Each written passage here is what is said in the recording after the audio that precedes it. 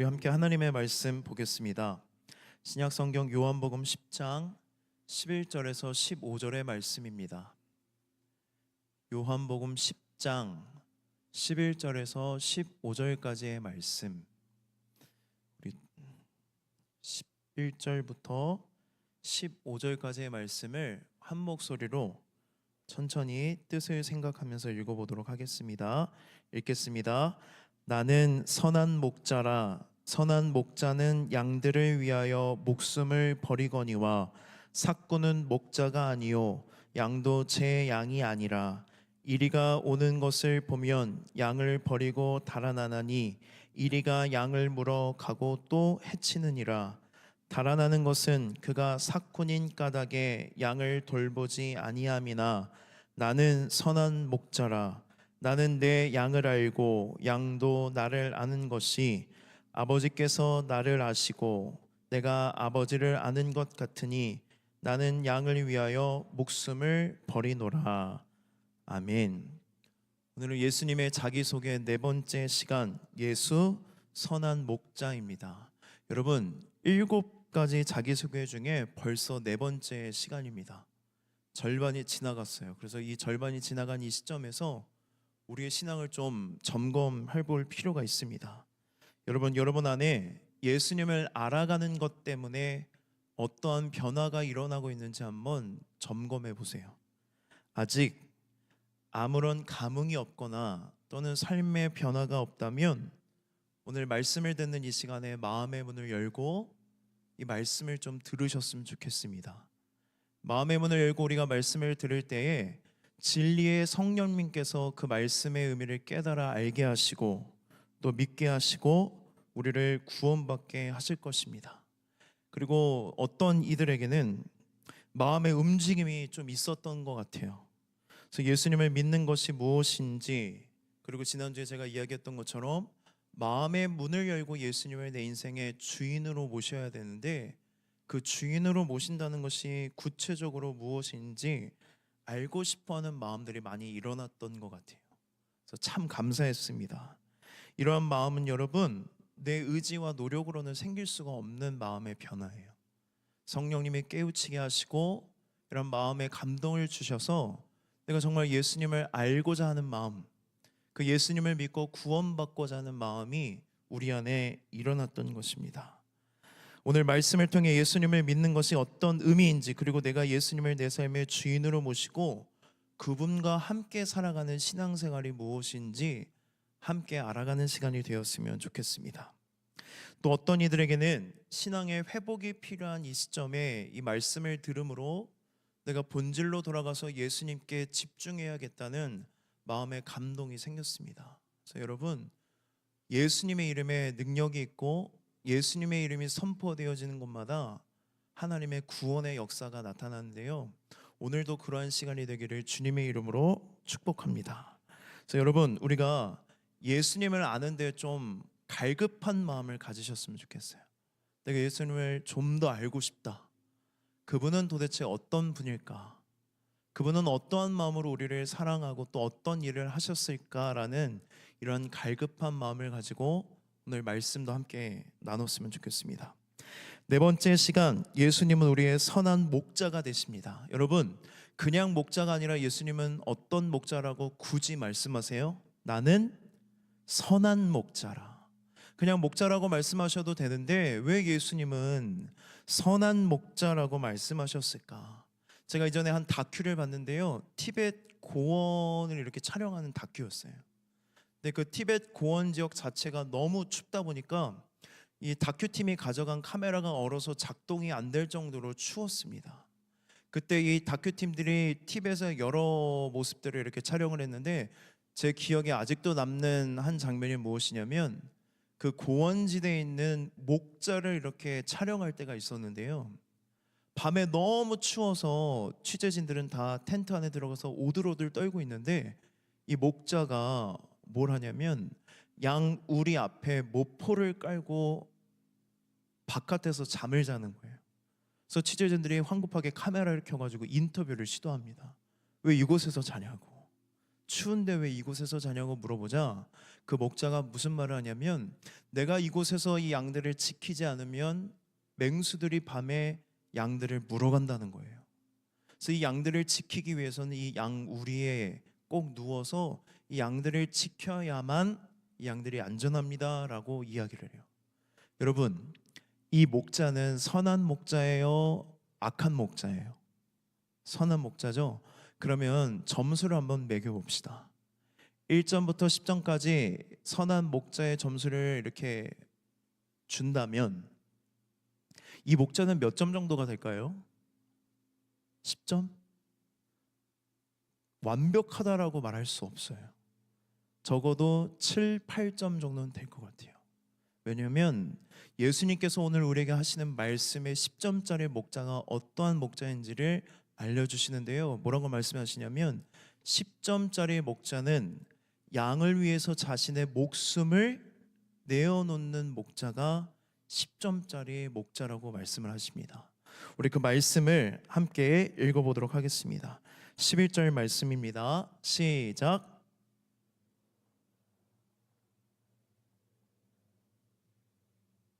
아멘. 세상에 가장 소중한 가치는 생명입니다. 생명보다 더 소중한 것은 없는데 선한 목자는 내 생명도 아까워하지 않고 양에게 다 줄 수 있는 목자가 선한 목자라는 거예요.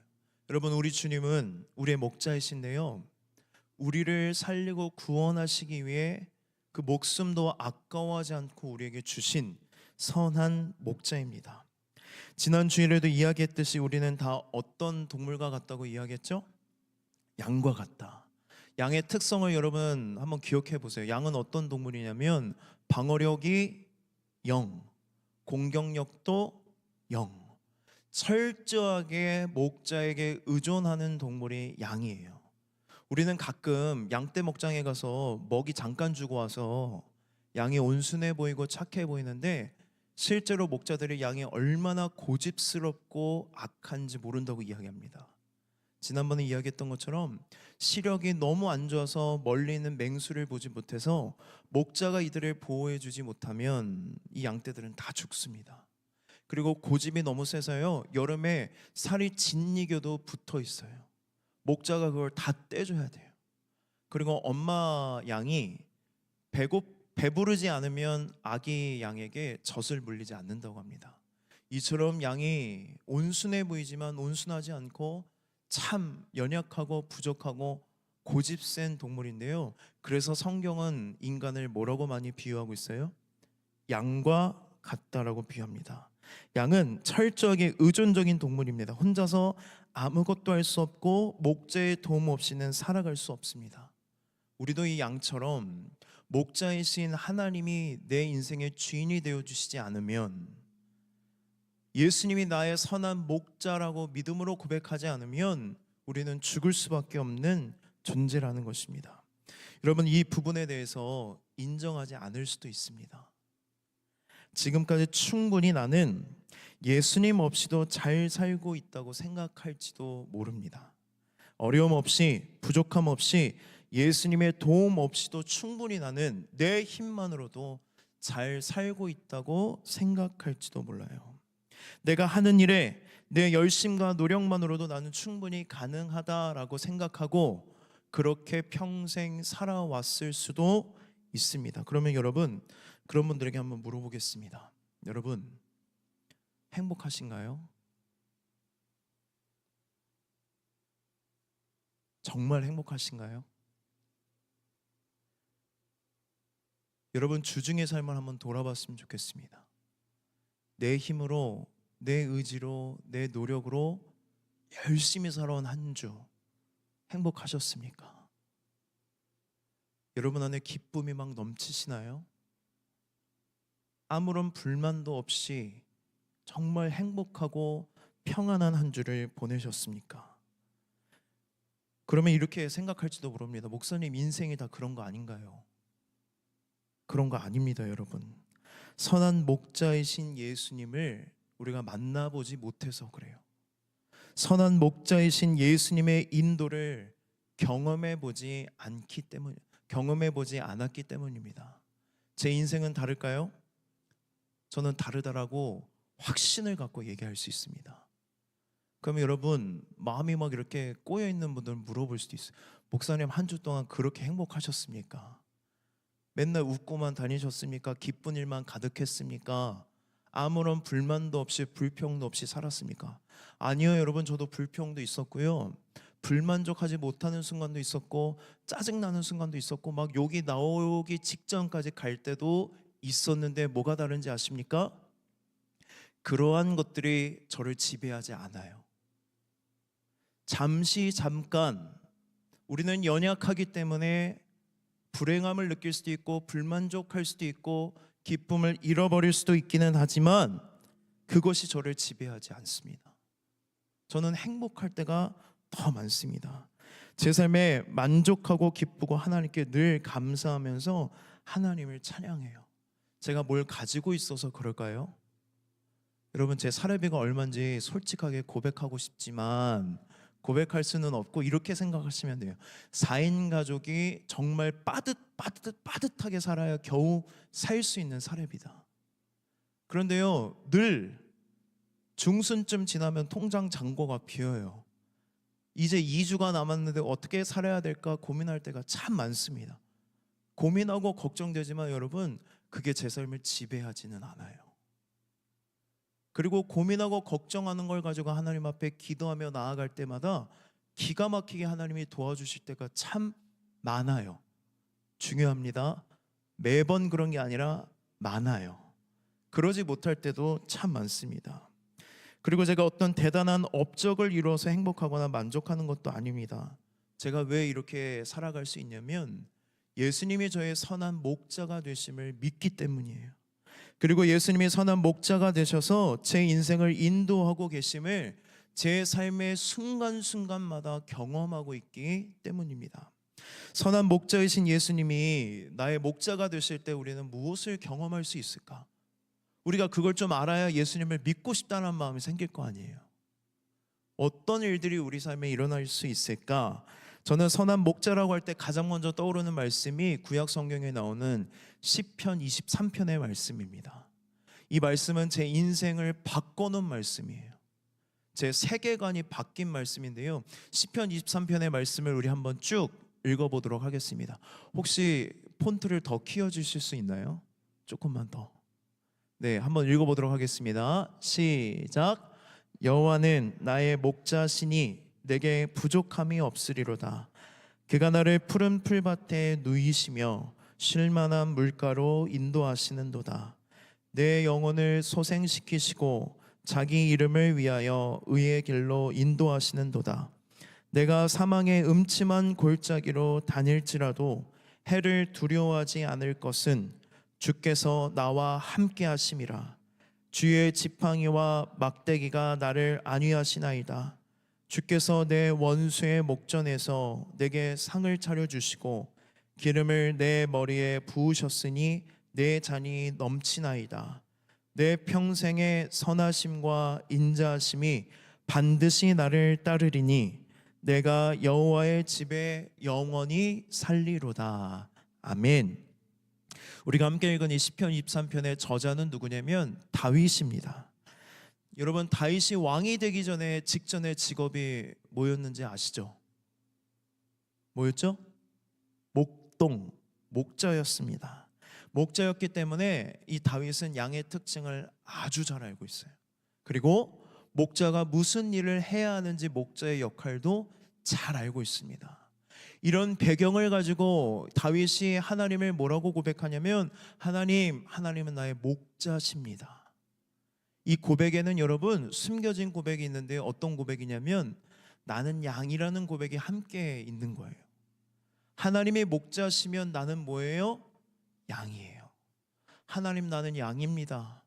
목자이신 하나님의 도우심 없이는 단 한순간도 살아갈 수 없는 존재입니다라고 하나님 앞에 내 연약함을 고백하면서 내 인생을 인도해 주시는 목자가 되어달라고 하나님 앞에 고백하는 거예요. 여호와는 나의 목자시니 우리에게 뭐가 없다고 이야기합니까? 부족함이 없으리로다. 여러분, 이 말씀을 오해하시면 안 됩니다. 부족함이 없다는 것은 물질적인 것만을 의미하지 않습니다. 물론 하나님께서 물질적인 것을 채워주세요, 안 채워주세요? 채워주세요. 내가 힘들고 어려울 때, 그 물질이 정말로 나에게 필요할 때 내가 하나님 앞에 간구하면 하나님이 그 물질을 채워주실 때가 있다는 것입니다.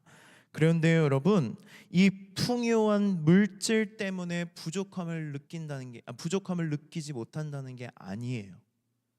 다윗이 나에게 부족함이 없습니다라고 말할 때는 내 통장 잔고가 막 이렇게 빵빵합니다.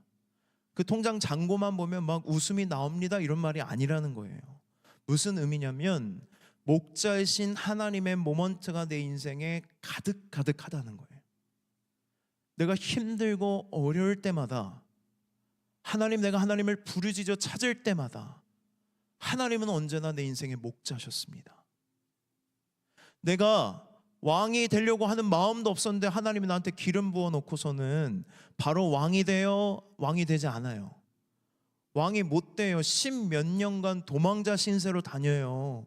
그럼에도 불구하고 그 어두운 동굴에서 도망자 신세로 돌아다닐 때에도 하나님은 언제나 나와 함께 하셨다는 거예요. 그 부족함이 없었다는 거예요.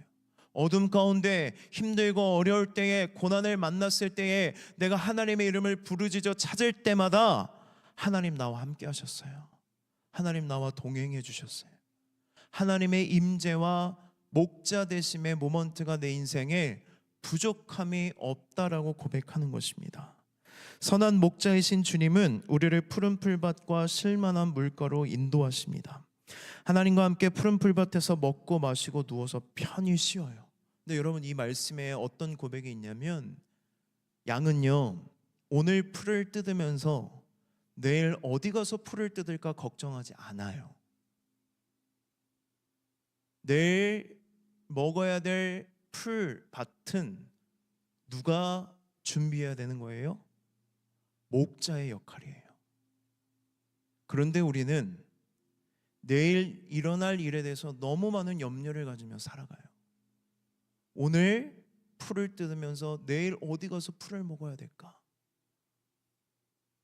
그런데 하나님이 나의 목자가 되시면 푸른 풀밭에서 마음껏 풀을 뜯어먹고 누워서 쉰다는 거예요.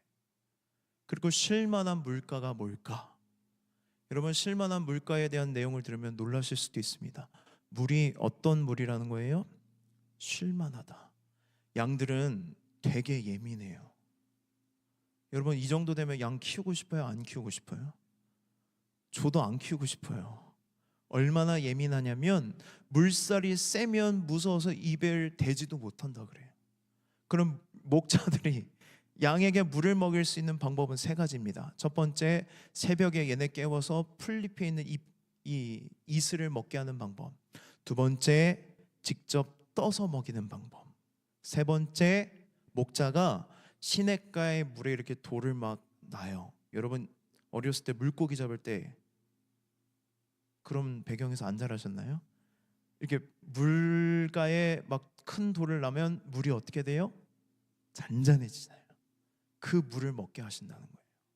무엇을 의미하냐면 목자이신 하나님은 나를 너무 잘 알아서 나에게 맞는 방법대로 섬세하게 내 인생을 계획하시고 이끄시고 인도하신다라고 고백하는 것입니다. 그런데 우리가 이 말씀을 잘 읽다가 4절에 가면 시험에 듭니다. 4절에 가면 뭐냐면 이해가 안 되는 부분이 나와요. 주님은 선한 목자이신데 나를 어디로 인도하신대요? 사망의 음침한 골짜기로 왜 나를 인도하실까? 이해가 되지 않습니다. 근데 우리가 중동에서 양을 치는 방법을 하면 이해할 수가 있는데요, 중동에는 양을 치는 시기에 따라 인도하는 방법이 달라집니다. 겨울과 봄에는 하루 안에 우리로 돌아올 수 있는 곳만 나가요. 하루 안에. 그런데 봄과 가을에는 먼 길을 떠나야 합니다. 왜냐하면 주변에 풀이 없고 멀리 나가야만 풀을 뜯을 수 있기 때문이에요. 그래서 이때 이 시기가 되면 목자는 먼저 좋은 풀밭을 찾기 위해 떠났다가 다시 돌아와서 양떼들을 그 풀밭으로 인도한다고 해요. 그런데 이 좋은 풀밭으로 가기 위해서는 반드시 산을 넘고 골짜기를 넘는 시간이 필요합니다. 푸른 풀밭으로 나아가기 위해서 우리 인생에 시련이 찾아오고 고난이 찾아올 때가 있다는 거예요. 그런데 이 시기를 지날 때 얻는 유익함이 있습니다. 첫 번째는 무엇이냐면 양이 하체가 얇잖아요. 이 골짜기를 지나면서 하체가 튼튼해져요. 그리고 두 번째는 뭐냐면 목자에게 바짝 붙어서 가야만 골짜기를 지날 수 있기 때문에 목자와 양이 가장 가까워지는 시기라고 이야기합니다. 여러분, 우리의 믿음이 언제 자라요? 일이 막 잘 될 때 여러분 막 하나님 감사합니다 이러면서 하나님 부르짖어 찾고 막 교회에 나와서 예배 드리나요? 물 들어올 때 뭐 줘야 돼요? 노줘야 돼요. 하나님 잠깐만요 하고 노조 열심히 노조잖아요. 그러다가 뭘 만나요? 고난을 만나면 또 막 하나님 부르짖어 찾아요. 우리의 신앙이 언제 자라나냐면 고난을 만났을 때, 간절하게 하나님을 부르짖어 찾을 때에 그 하나님을 가까이 경험한다는 것입니다. 그리고 선한 목자이신 주님은 늘 우리에게 시선이 고정되어 있어요. 우리가 고난을 두려워하지 않는 이유는 무엇이냐면 주님께서 나와 함께 하시고 지팡이와 막대기로 나를 안위하시고 보호하시고 내가 죽을 것 같으면 나를 구원해 주신다는 것을 믿기 때문이에요. 여러분, 우리 주님이 이런 선한 목자라는 거예요. 선한 목자이신 주님을 우리가 믿어야 되잖아요. 믿고 경험해야 되잖아요. 저는 그런 경험이 있었을까요? 없었을까요? 제가 아까 얘기했잖아요. 시편 23편이 제 인생의 말씀이라고. 이 말씀을 가지고 설교할 때마다 제가 매번 여러 청년들도 들었겠지만 초동부 사역을 할 때에 이 시편 23편에 제가 빠져가지고 그 초동부 애들이 뭐라고 시리즈 설교를 했습니다. 3주에 걸쳐서 1절, 2절 자르고 3, 4절 하고 5, 6절 하는데 제가 이 말씀에 심취해 있었어요. 그래, 주님은 선한 목자지. 막 믿음이 충만한데 그때가 언제였냐면 저희 아내와 결혼을 준비하고 있는 시점이었어요. 결혼 준비하고 있는 분들이 계시는데 저희가 뭐 준비가 거의 맞춰질 때쯤이었어요. 근데 무슨 문제가 생겼냐면 아직도 기억에 나요. 제가 상담센터에서 근무하고 있다가 아내한테 전화가 왔는데 결혼식장이 취소가 됐다는 거예요. 되게 큰 일이잖아요, 여러분. 근데 제가 그때 믿음이 충만해서 그런 말을 하면 안 됐는데 그때는 지혜롭지 못하고 너무 미련해서 뭐라고 말했냐면 제 아내가 진경이거든요. 진경아, 걱정하지 마. 주님은 우리 선한 목자야. 속이 막 부글부글 터지고 있는데 주님이 더 좋은 예식장 예비했으니까 걱정하지 마. 그랬더니 저희 아내가 뭐라고 그랬냐면 나만 결혼하냐고. 나만 결혼 준비하냐. 그때 제가 참 지혜롭지가 못했어요. 그래서 그렇게 말을 하고 전화를 끊었어요. 저희 아내는 J이고 저는 P거든요. 저희 아내가 얼마나 답답했을까. 그런데 정말 감사하게도 여러분, 여기서 끝나면 이게 믿음이 아니에요. 내가 선한 목자의 심을 믿고 가만히 있으면 뭐 하나님이 내 입을 막 열어서 밥을 떠먹여 주셔요? 내가 찾아야죠. 이 믿음을 가지고 막 이제 알아보기 시작했어요. 그러게 알아보다가 정말 감사하게도 한 예식장인데 저희가 고민하다가 여기가 비싸서 못했거든요. 근데 그 예식장에 우리가 계획했던 날에 한 자리가 비어서 들어갈 수 있다라는 거예요. 너무 감사하다. 그리고 거기에 예약을 하고 또 어떤 일이 있었냐면 예식장에서 먼저 취소했기 때문에 위약금을 2배를 물어줘야 돼요. 저희가 결혼식 준비하면서 빠듯하게 했는데 계약금의 2배를 돌려받으니까 너무 기쁜 거예요. 그래서 제가 막 기쁨을 참지 못해서 또 해서는 안 될 말을 겉봐. 주님은 뭐야? 선한 목자예요. 여러분, 믿음을 강요하지 마십시오. 믿음은 개인의 믿음이에요. 근데 제가 이 말씀을 묵상하고 이 말씀을 믿고 이 일을 경험하니까 고난을 대하는 자세가 달라지더라고요. 문제가 생길지라도 하나님은 선한 목자이기 때문에 좋은 것을 예비하셨을 거예요. 그럼 예비하신 좋은 것을 바라보면서 찾는 거예요. 기도하고 엎드리고. 제가 이런 예발을 하면 여러분 가지 모임 가서 계약금 얘기 같은 것만 하더라고요. 거기서 끝나면 안 되고 어디로 가야 돼요? 이 하나님을 믿고 그 하나님을 내 인생에서 구주로 고백을 해야 되는 거예요. 예수님은 우리의 뭐가 되신다고요? 선한 목자가 되신다. 오늘 요한복음 10장의 말씀을 함께 읽었는데요, 이 10장의 말씀은 에스겔 34장의 말씀의 배경이 되는 말씀이에요. 그러니까 하나님께서 이 34장 말씀에서 이미 예수님이 이 땅에 오셔서 우리의 목자가 되실 것을 예언하셨고, 그 예언대로 성취한 말씀이 요한복음 10장 말씀인데, 우리 에스겔 34장 말씀도 한번 읽어보도록 하겠습니다. 시작. 2절입니다.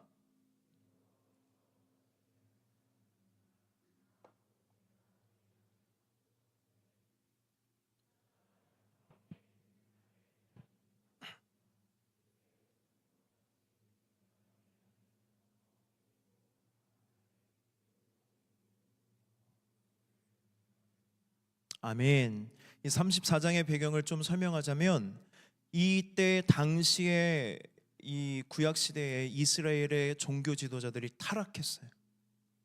그들을 하나님의 목자로 세우셨는데 양들을 잘 돌본 게 아니라 양들이 살찌면 그 양들을 잡아먹는 지도자들이었다는 거예요.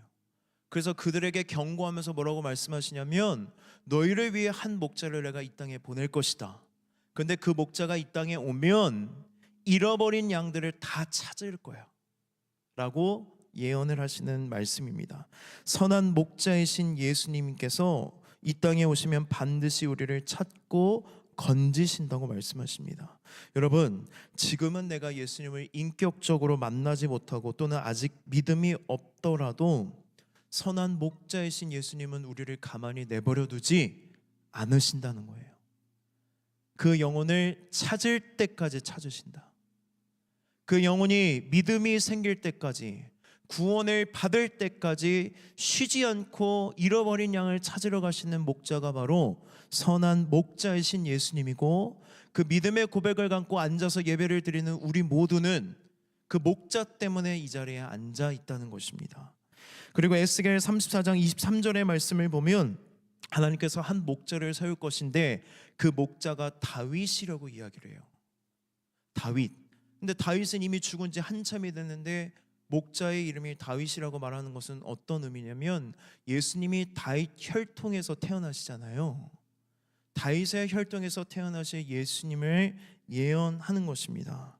그런데 이스라엘 백성들이 이 말씀을 오해해요. 메시아가 올 것인데 그분이 다윗처럼 이 땅에 올 것이다. 그분이 오시면 이스라엘이 가장 부강했던 다윗의 시대를 열 것이라고 생각을 한 거예요.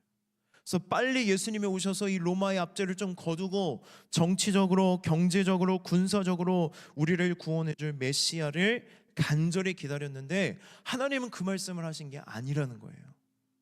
하나님은 다윗이 올 것이다 라고 말했을 때에 뭘 생각하고 말씀하셨냐면, 다윗이 왕일 때를 이야기하는 게 아니라 다윗이 목자일 때를 말씀하신 거였어요.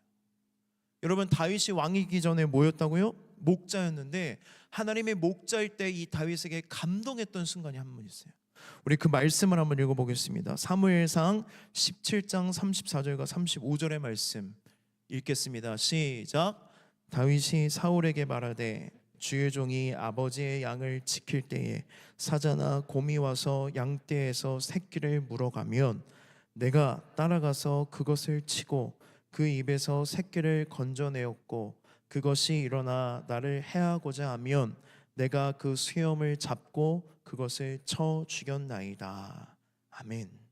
다윗이 뭘 얘기해요? 내가 목자일 때 내가 키우던 이 양떼들을 맹수들이 물어가면 그냥 내버려두지 않았대요. 목숨을 걸고 그 맹수에게 쫓아가 싸워내고 입에 물고 있던 양떼를 데리고 왔다는 거예요. 근데 그 맹수가 뭐라고 해요? 사자나 누구였다? 곰이었다. 좀 허세가 있는 것 같긴 한데, 그만큼 목자였던 다윗은 누구를 소중히 아꼈다는 거예요? 양을 아꼈는데 아끼는 수준을 넘어서 목숨을 바칠 정도로 이 양떼들을 소중히 여겼다는 것인데, 하나님의 말씀하신 선한 목자가 바로 이런 모습이라는 거예요. 내가 다윗을 세울 거다. 이 다윗의 혈통에 예수 그리스도가 이 땅에 오면 잃어버린 양들을 찾을 것인데 언제까지 찾냐면 내 목숨을 내놓고 내 목숨을 잃을지라도 그 양을 살리기까지 절대로 포기하지 않고 버려두지 않고 맹수의 입에 물려있는 그 양의 새끼를 찾아왔던 다윗과 같이 하나님께서 잃어버린 양을 데리고 오신다는 거예요. 여러분, 선한 목자이신 예수님은 절대로 저와 여러분을 포기하지 않고 목숨까지도 버리시는 분이십니다. 믿으십니까? 여러분, 그럼 이런 선한 목자라면 우리가 믿어야 돼요? 안 믿어야 돼요? 근데 왜 안 믿으세요? 믿을 이유가 이렇게 많은데 우리가 믿지 않는단 말이에요. 왜 그럴까? 우리의 인생에 우리가 따르고 있는 사건이 너무나도 많기 때문입니다. 우리 그 말씀을 함께 읽어보겠습니다. 요한복음 10장 12절과 13절의 말씀입니다. 시작.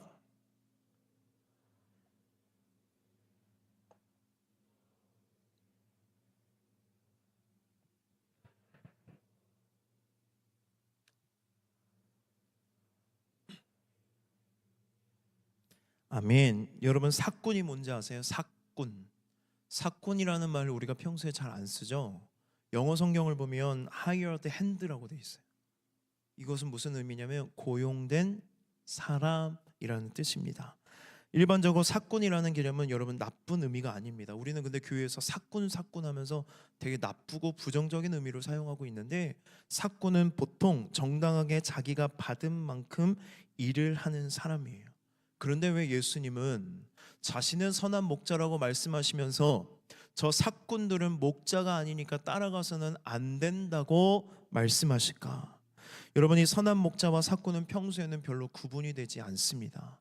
근데 언제 구분이 되냐면 양이 위험에 처했을 때 사꾼인지 선한 목자인지가 구분된다는 거예요.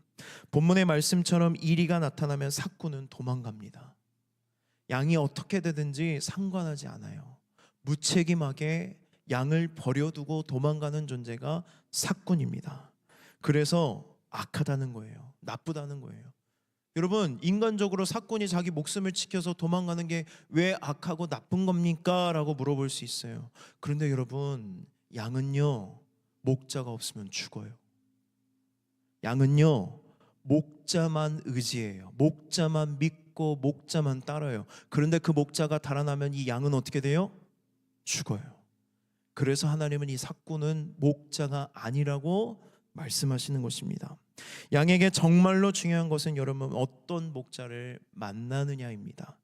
어떤 목자를 만나느냐에 따라 인생이 달라집니다. 생사가 왔다 갔다는 중요한 문제이기 때문에 여러분, 우리는 반드시 선한 목자이신 예수님을 따라야 돼요. 그럼 여러분, 여러분의 인생에 목자가 누구인지 한번 점검해 보십시오. 여러분은 무엇을 따라 이 인생을 걸어가고 계십니까? 여러분은 무엇에 여러분의 인생을 걸고 계십니까? 여러분은 어떤 목자를 따르고 무엇을 의지하고 있습니까? 우리가 의지하는 세상의 모든 것들은 여러분 죄송하지만 사꾼이에요. 사꾼. 평상시에는 문제가 없어요. 잘 지내요. 그런데 내 인생에 위기가 찾아오고 고난이 찾아오면 사꾼들은 다 떠나가요. 사꾼들은 여러분의 인생을 절대로 책임져 주지 않습니다. 지금 좋을 때는 좋아요. 그러나 좋지 않은 상황이 올 때, 환경이 찾아올 때 사꾼은 반드시 나를 떠난다는 것입니다. 여러분은 지금은 무엇을 신뢰하고 무엇을 의지하고 무엇을 따라가고 있습니까? 신용카드가 있고 핸드폰이 있고 좋은 학교, 좋은 차, 안정된 직장, 집, 가족들, 남자친구나 여자친구, 친구들, 우리는 신뢰하고 의지하는 대상이 참 많습니다. 여러분 혹시 지갑이나 핸드폰 잃어보신 적 있으십니까? 지갑이나 핸드폰. 그런데 한번 가정해 보세요. 해외여행을 갔는데 가방을 도난당했어요. 근데 그 가방에 여권이랑 지갑이랑 핸드폰 다 들어있어요. 그럼 여러분 뭘 어떻게 하실 수 있으실까요? 참담해요. 뭐부터 해야 될지 우리가 생각나지 않습니다. 여러분 병원에서 수술 받아보신 적 있으신가요? 저는 한 번 딱 받아봤습니다. 제가 고3 때 체육 시간에 축구를 하다가 십자인대가 완전 파열된 적이 있어요. 그래서 난생 처음 수술을 받아봤는데 기분이 묘하더라고요. 수술장 안에 들어갈 때는 혼자 들어가요. 수술복을 입고 수술실 안이 얼마나 찬지 여러분 아세요? 의사들이 얼마나 이기적인지 수술할 때 더우면 안 돼서 에어컨을 빵빵하게 틀어놓고 환자들은 빨개 벗겨놔요. 그래서 여러분 수술 받고 오면 감기 걸려요. 근데 그 안에 들어가면 되게 외로워요. 나와 영원히 함께 할 것 같았던 내 부모님도 가족도 또는 여자친구도 남자친구도 수술실 안에는 함께 들어가지 못합니다. 여러분 정말 사랑하고 좋아하는 사람과 헤어져 본 적 있으십니까? 얼마나 쓸쓸하고 또 아픕니까? 내가 아무리 사랑해도 내가 끝까지 그들을 지켜줄 수 없고 그들도 나를 끝까지 지켜줄 수 없습니다. 내가 사랑하고 의지하고 신뢰하는 모든 것들이 나와 끝까지 함께할 수 없습니다. 여러분들이 그렇게 의지하고 있는 모든 것들은 사건입니다. 우리가 이 사실을 좀 아프지 않고 좀 깨달으셨으면 좋겠어요. 근데 우리가 다 양 같아서 아프고 깨져봐야 이 사실을 깨닫고 누구를 찾습니까? 선한 목자이신 예수님을 찾아요. 우리가 의지하는 것들, 영원할 것이라고 생각하는 모든 것들은 여러분 다 사건입니다. 그들이 사건인 이유가 무엇인지 아세요? 무책임하고 영원하지 않아요. 사건이 내 인생을 책임져 줄 수 없고 그들은 나를 구원할 능력이 없고 그들에게는 생명이 없기 때문입니다. 예수님만이 우리의 유일한 선한 목자가 되십니다. 예수님만이 책임감을 가지고 나를 영원히 사랑하시며 나를 절대로 포기하거나 버리지 아니하시고 내가 위험할 때 나를 위해 목숨을 버리시는 분이 바로 예수님이십니다.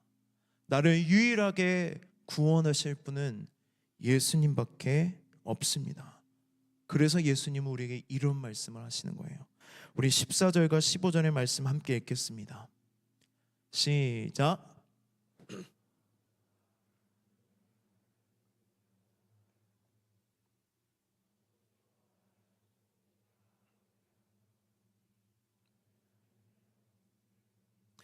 여러분 이 두 절의 말씀을 보면 아는 것이 계속 나와요.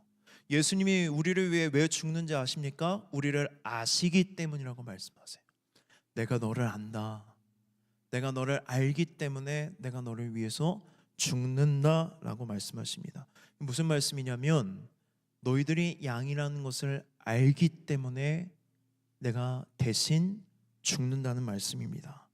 내가 얼마나 연약한 존재인지 부족한 존재인지 악한 존재인지를 아시기 때문에 너희들을 그냥 내버려두면 죽을 수밖에 없기 때문에 너의 죄를 대신해 내가 죽는다라고 말씀하시는 거예요. 여러분 이게 얼마나 큰 은혜이고 감사한 일인지 모릅니다. 제가 이전에 성경 공부를 하다가 이런 글을 봤어요. 김동호 목사님이 은퇴할 때쯤에 이런 생각을 해봤대요. 내가 이제까지 지은 죄에 대한 목록을 다 적어서 그것들을 내 딸들한테 주면 딸들은 나를 존경할까? 사랑하는 딸이라도 나를 존경하지 않을 것 같다라고 얘기해요. 여러분 이렇게 우리는 악해요. 그런데 여러분 이렇게 악함을 아시기 때문에 가만히 내버려두면 죽을 수밖에 없는 양이라는 것을 주님이 아시기 때문에 선한 목자이신 예수님은 나를 버리지 않고 끝까지 사랑하시고 나의 죄를 대신해 십자가에 못 박혀 죽으셨다는 것입니다. 여러분 이게 복음이에요. 이 복음을 믿으면 우리가 구원을 받는 것입니다. 로마서 5장 8절입니다. 우리가 아직 죄인 되었을 때에 그리스도께서 우리를 위하여 죽으심으로 하나님께서 우리에 대한 자기의 사랑을 확증하셨느니라. 우리가 아직 죄인 되었을 때에 이 말씀은 이런 뜻이에요. 내가 얼마나 최악인지를 다 아심에도 불구하고 나를 사랑하기를 중단하지 않으셨다. 최악을 아심에도 불구하고 나를 포기하지 않으셨다. 나를 사랑하셔서 나의 죄를 대신해 십자가에 못 박혀 죽으셨다. 그리고 사랑하는 나에게 아끼지 않고 모든 것을 주신다고 말씀하십니다. 로마서 8장 32절입니다. 자기 아들을 아끼지 아니하시고 우리 모든 사람을 위하여 내주시니가 어찌 그 아들과 함께 모든 것을 우리에게 주시지 아니하겠느냐. 아멘. 여러분, 이 말씀을 오해하시면 안 됩니다. 이 말씀의 포인트는 무엇이냐면 모든 것을 우리에게 주시겠다가 아니라 아낌없이 아들을 주셨다가 포인트예요. 아낌없이 나에게 아들을 주신 것, 그거 하나만으로도 우리 인생은 벅찹니다. 이 하나 때문에, 이 진리 때문에 우리가 구원을 얻고 생명을 얻고 자유를 얻었기 때문에 내 인생에 어떠한 고난이 와도 시험이 찾아와도 우리는 행복할 수 있다는 거예요. 기쁘고 감사하고 하나님을 찬양할 수 있다는 것입니다. 여러분, 선한 목자는 양을 잘 압니다. 양이 무엇을 먹어야 할지, 무엇을 먹으면 안 되는지, 지금 양의 상태가 어떤지, 목이 마른지, 언제 털을 깎아줘야 하는지, 왜 아픈지, 무엇 때문에 아픈지, 무엇이 양에게 필요한지를 잘 알고 계세요. 여러분, 이게 중요해요. 하나님은, 선한 목자이신 주님은 내가 원하는 것이 무엇인지를 아는 게 아니라 나에게 필요한 것이 무엇인지를 아신다는 말씀입니다. 내가 원하는 것과 필요한 것은 여러분 다를 수 있습니다. 그런데 선한 목자이신 예수님은 우리가 원하는 것을 들어주실 때도 있어요. 그러나 그분은 선하시기 때문에 내가 원하는 것이 나에게 좋은 것이 아니라면 그분은 주지 않습니다. 왜요? 그분은 선하시기 때문입니다. 나의 필요를 채워주시는 거예요. 나의 요구와 나의 원함을 채워주시는 선한 목자가 아니라 정말로 내 인생의, 내 영혼의 필요를 채워주시기 때문에 우리는 그분을 선한 목자라고 고백하는 것입니다. 여러분, 감사하지 않으세요? 내가 원하는 것이 지금 당장 나에게 너무 필요해 보이지만, 짧은 나의 지식과 짧은 나의 견해로는 너무 필요해 보이지만, 영혼의 관점에서 내 인생을 봤을 때 이게 나에게 필요하지 않다면, 오히려 나에게 악이 된다면, 오히려 이것 때문에 하나님과 멀어진다면 하나님은 절대로 주시지 않는다는 거예요.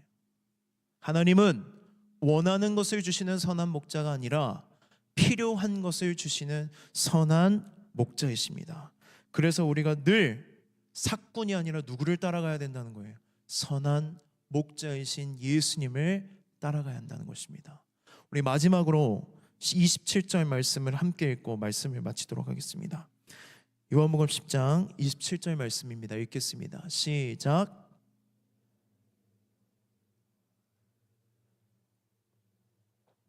아멘. 여러분, 내가 양이라는 것을 고백하십니까? 인정하십니까? 우리는 양과 같이 연약합니다. 한치 앞을 내다볼 수 없습니다. 고집도 세고 내 힘으로 할 수 있는 것이 아무것도 없는데 내 힘으로 다 하면서 살아가고 있다고 착각하며 살아갑니다. 그래서 우리에게 누가 필요해요? 선한 목자이신 예수님이 필요합니다. 선한 목자이신 예수님, 그분의 음성을 날마다 듣고 그분의 말씀대로 살아가는 것이 내 인생을 가장 아름답게, 행복하게, 기쁘게 살아갈 수 있는 유일한 비결입니다.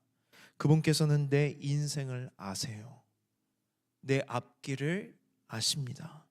내 진로와 직장과 관계, 지금 나의 문제를 어떻게 해결해야 될지도 주님은 다 아십니다. 그분께 나아가야 돼요. 그분을 의지해서 그분이 이끄신 대로 순종하는 것입니다. 여러분, 믿음은 내가 양인 것을 인정하고 목자의 음성을 따라 목자를 따라가는 것이 믿음입니다. 그래서 여러분, 먼저 목자의 음성을 들어야 돼요. 예수님의 음성을 좀 들으십시오. 귓등으로 듣지 마시고 인격적으로 온 마음을 다해 순종하는 마음으로 목자의 음성을 듣고 따르십시오. 여러분, 이게 믿음이에요. 어떤 지체가 가지 모임에서 이런 고백을 했더라고요. 지난주 설교 말씀을 듣고 우리 주님을 따라가고 믿는 것이 뭔지 모르겠다. 믿고 싶은데 믿음이 도대체 뭔지 모르겠다. 그러면서 제가 그 얘기를 했잖아요. 믿음이란 내 마음의 문을 열고 주님을 내 삶의 주인으로 모시는 것. 그랬더니 그 지체가 이런 얘기를 했다고 가지고서 있더라고요. 뭐라고 얘기했냐면 주님이 내 문을 좀 부셔줬으면 좋겠다는 거예요. 내 의지로는 내가 따라가기 어려우니까 인격적이어서 안 부신다고 하시는데 날 좀 부셔줬으면 좋겠다. 내 문을 부시고 좀 들어와 주셨으면 좋겠다라고 하는데 그 내용을 보는데 제가 참 감사했습니다. 너무 기쁘고. 여러분, 이게 믿음의 시작이라고 저는 생각해요. 이러한 마음을 갖는 것조차 누구의 역사냐면 하나님의 역사입니다. 그 지체에게는 이미 믿음이 시작되었지만 믿음이 뭔지 몰라서 답답할 뿐이에요. 여러분, 믿음은 간단합니다. 목자이신 예수님의 음성을 듣고 그분을 따라가며 그분의 말씀대로 사는 거예요. 그래서 예수님도 우리에게 이렇게 말씀하십니다. 너희가 나를 사랑하면 나의 계명을 지키리라. 나의 계명을 지키는 자라야 나를 사랑하는 자니 나를 사랑하는 자는 내 아버지께 사랑을 받을 것이요 나도 그를 사랑하여 그에게 나를 나타내리라. 믿음이란 목자 되시는 예수님이 선한 목자임을 믿고 그분의 음성을 듣고 그분의 말씀대로 그 길을 걸어가는 거예요. 그 길을 걸어갈 때에 수많은 사꾼들의 목소리가 들릴지라도 사꾼들에게 내 삶을 내어주지 않고 목자이신 예수님만 따라가야 내가 영원한 생명을 얻을 수 있다는 믿음을 가지고 따라 걸어가는 것. 그러다가 실수할 때가 있어요, 없어요? 있죠, 여러분. 그리고 여러분 분명히 아셔야 될 게 하나님도 여러분들에게 100%를 요구하거나 기대하지 않으세요. 근데 우리는 100%를 바라보고 나아가는 건 맞지만 100%가 아니라고 아무것도 아닌 게 아니라는 거예요. 믿음은 무엇이다? 따르는 것이다. 다른 소리에 귀 기울이지 않고 목자이신 예수님께 나아가는 것, 그리고 그 길을 따라갈 때에 억지로 가는 게 아니라 정말 사랑하는 마음, 좋아서 하는 마음, 기쁜 마음으로 그 길을 따라가는 것이 믿음입니다. 말씀을 마치고 우리 함께 찬양하겠습니다. 여러분, 나를 아시고 또 나를 사랑하셔서 목숨까지도 아까워하지 않고 십자가에 자신의 생명을 내어주신 선한 목자이신 예수님을 정말로 따르기를 원하십니까? 원하세요, 여러분? 그분을 따르시겠습니까? 그분의 사랑 안에 거하기를 원하십니까? 이 시간 우리 함께 선하신 주님을 찬양하며 예수님만이 내 인생의 선한 목자가 되신다고 우리 믿음의 고백을 드립시다. 그리고 하나님께 내 삶을 맡기고 신뢰하여 그 길만을 따라 걷겠다고 이 시간 하나님 앞에 약속하고 기도하는 시간을 가졌으면 좋겠습니다. 우리 함께 찬양하도록 하겠습니다.